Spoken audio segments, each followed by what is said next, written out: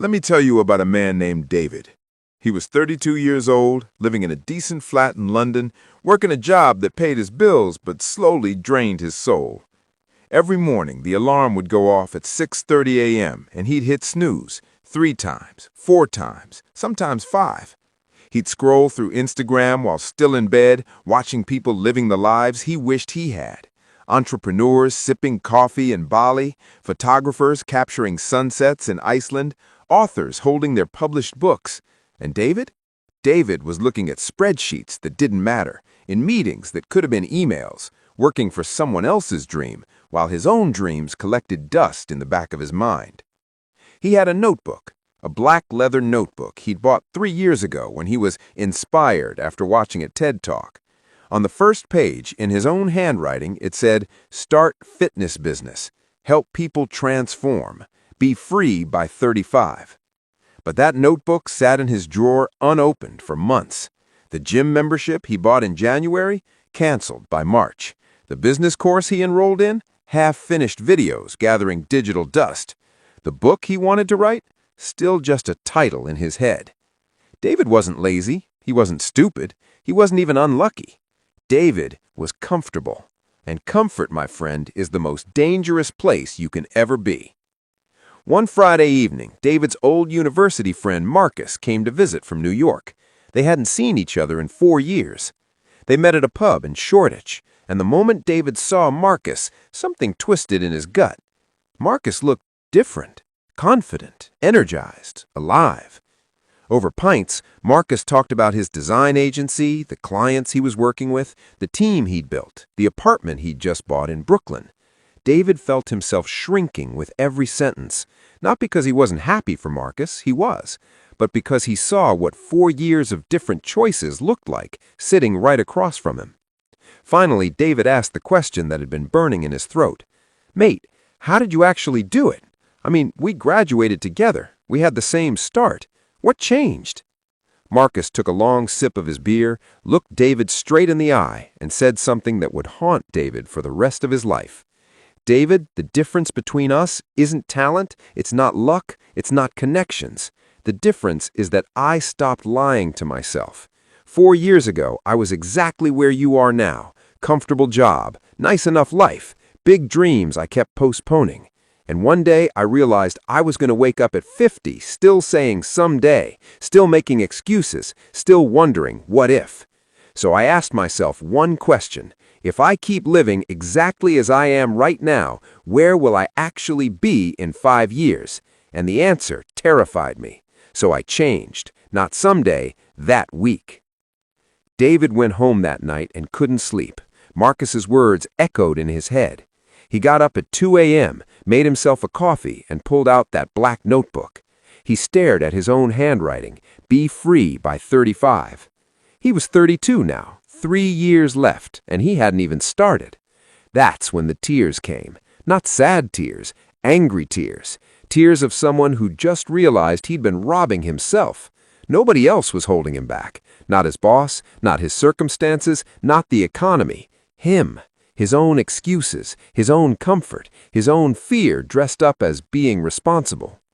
He opened his laptop and started typing. Not a business plan, not a perfect strategy, just the truth. "I am terrified. I don't know if I can do this. I don't know if I'll succeed. But I know that if I don't try, I'll spend the rest of my life wondering. And that's a worse fate than failure." Here's what nobody tells you about change. It doesn't happen when you're ready. It doesn't happen when conditions are perfect. It doesn't happen when you have all the answers. It happens when the pain of staying the same becomes greater than the fear of change.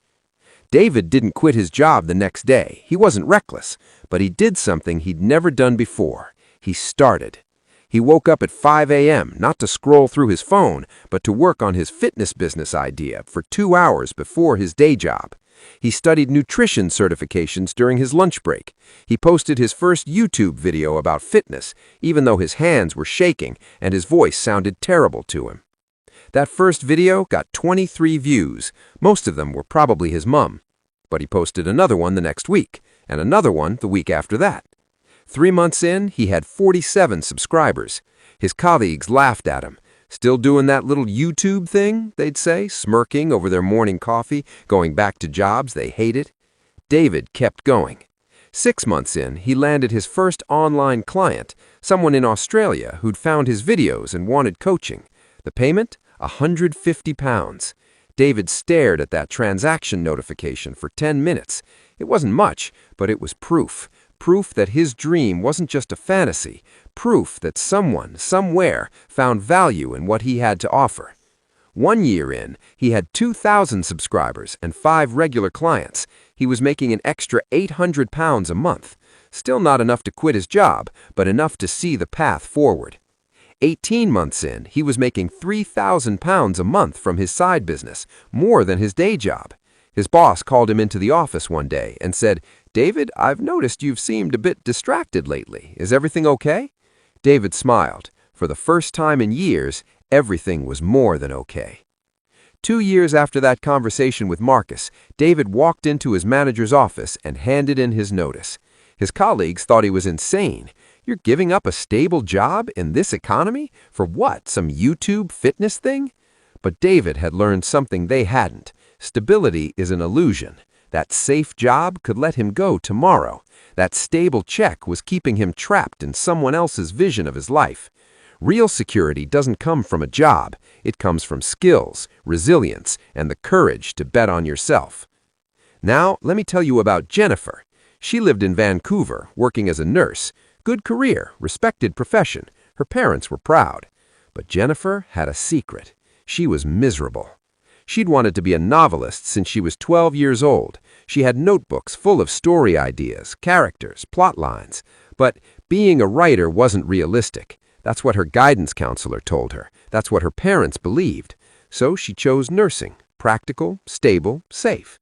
At 28, she was competent at her job, but dead inside. She'd come home exhausted from 12-hour shifts, microwave some dinner, watch TV, and fall asleep. The notebook sat in a box under her bed. One day, her hospital brought in a visiting speaker, a former nurse who'd become a best-selling author. Jennifer sat in that conference room, listening to this woman talk about her journey, and something inside her cracked open. After the talk, she approached the speaker, hands trembling. "How did you find the time to write while working as a nurse?" Jennifer asked. The author looked at her kindly and said, "Honey, I didn't find the time. I made the time. I woke up at 4:30 a.m. every day for 3 years and wrote for 90 minutes before my shift. Was it hard? Absolutely. Was I tired? Every single day. But you know what's harder? Lying on your deathbed knowing you never tried." That night, Jennifer set her alarm for 4:30 a.m. When it went off the next morning, every cell in her body screamed at her to go back to sleep. She almost did, but then she remembered that woman's face. She remembered her own notebooks under the bed. She remembered being 12 years old, full of stories and dreams, before the world told her to be realistic. She got up. She made coffee, opened her laptop, and started writing. The first morning, she wrote 300 words. They were terrible, absolute garbage, but they existed. They were real. She did it again the next morning, and the next, and the next. Some mornings she wrote 1,000 words. Some mornings she deleted everything. Some mornings she cried from frustration, but she kept showing up. 3 months in, she had 25,000 words, the beginning of a novel. 6 months in, she had a complete first draft. It was rough, but it was done. She'd actually finished something she'd dreamed about for 16 years. 1 year in, after revisions and editing, she started querying literary agents. She got rejected, a lot, 37 times to be exact. Rejection number 38 was different. An agent in Toronto loved her manuscript, wanted to represent her. Within 6 months, they had a book deal. 2 years after setting that first 4:30 a.m. alarm, Jennifer held her published novel in her hands.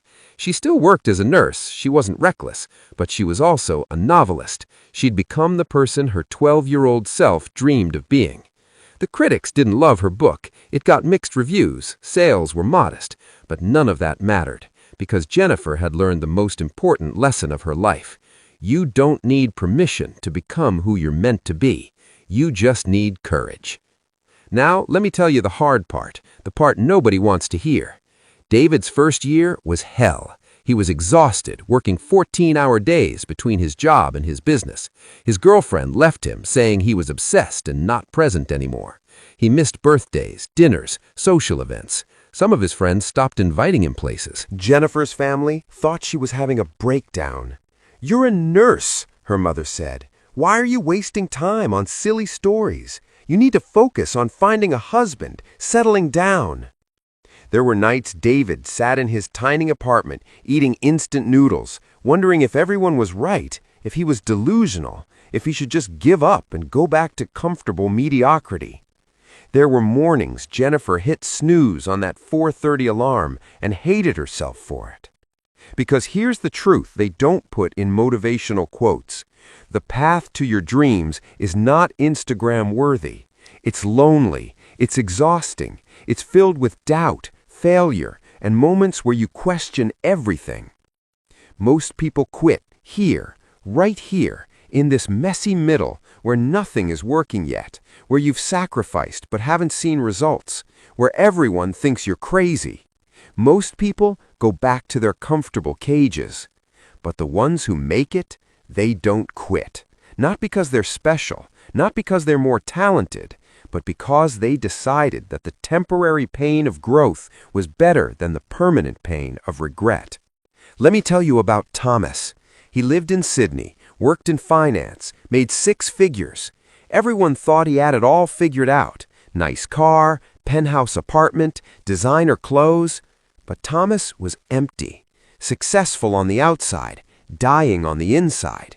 He'd achieved everything society told him to want, and yet he felt nothing. One night, sitting on his balcony overlooking the harbor, champagne in hand, Thomas realized something that made his blood run cold. He didn't recognize himself anymore.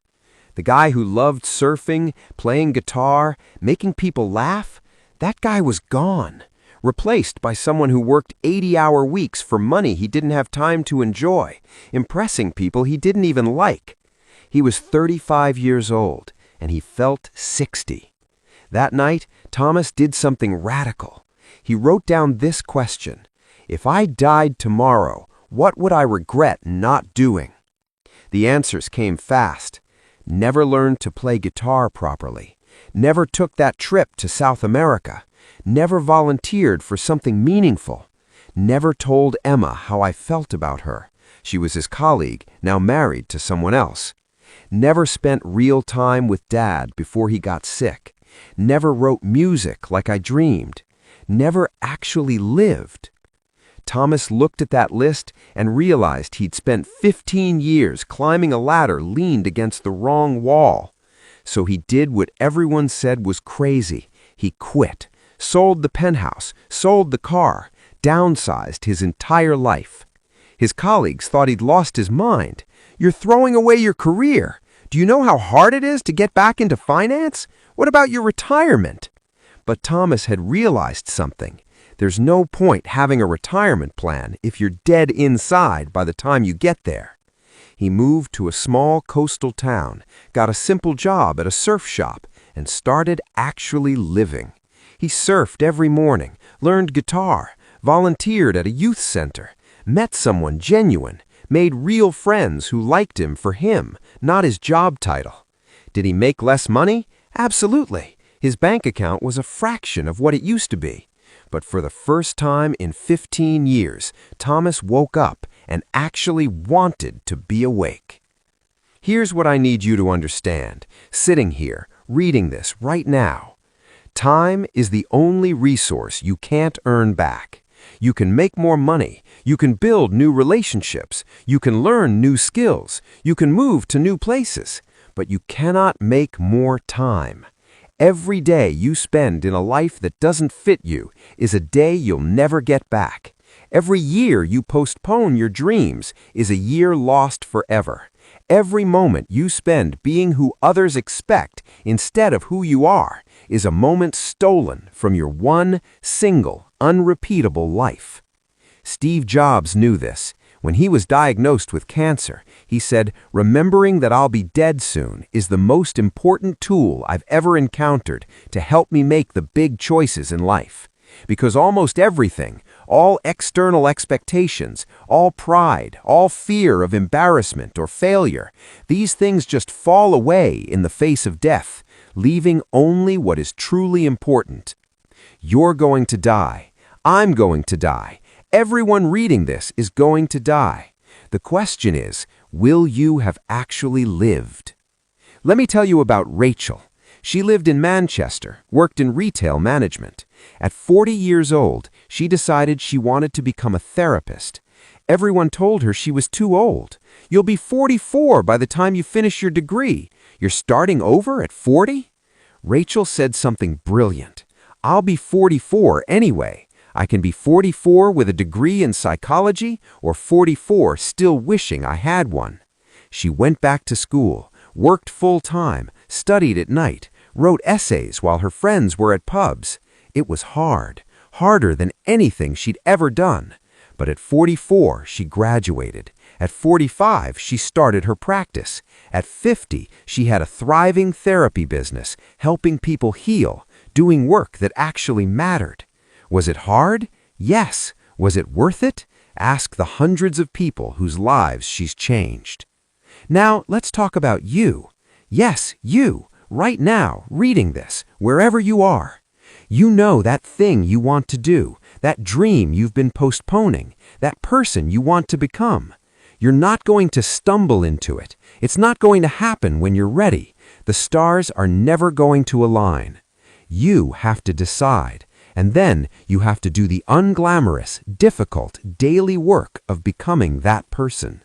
No one's coming to give you permission. No one's going to make it easy. No one's going to hand you confidence or clarity or the perfect plan. You're going to have to start messy, start scared, start imperfect, but you have to start. Because here's the brutal truth. In 5 years, you'll arrive. The question is, where? If you keep doing exactly what you're doing now, you'll get more of exactly what you have now. If that thought excites you, brilliant, keep going. But if that thought fills you with dread, if that thought makes your stomach sink, if that thought makes you feel like your life is slipping away, then change today. Not tomorrow, not Monday, not when things settle down. Today. David is now 38. He runs a successful online fitness company, has helped over 2,000 people transform their health, travels while working, and wakes up excited every day. His former colleagues, still in the same office, having the same conversations, waiting for retirement. Jennifer is 35. She's published 3 novels, quit nursing, and teaches creative writing workshops. She's not rich, but she's free. Her 12-year-old self would be proud. Thomas is 42. He never went back to finance. He married that genuine person he met, had a kid, plays guitar in a local band on weekends, and sleeps peacefully every night. His old colleagues make more money. He doesn't care. Rachel is 52. She's one of the most sought-after therapists in her city, speaks at conferences, and literally saves lives. She didn't let age stop her. And you? Where will you be in 5 years? That depends entirely on what you decide to do in the next 5 minutes. This story hurts because it's true. It hurts because you recognize yourself in it. It hurts because you know you've been making excuses. You know you've been comfortable. You know you've been postponing. But here's the beautiful part. It's not too late. It's not too late to start. It's not too late to change. It's not too late to become who you're meant to be. Unless you wait. Unless you keep making excuses. Unless you let another year slip by with the same promises to yourself. Your life is happening right now. Not later, not when conditions are perfect. Now. So what are you going to do about it?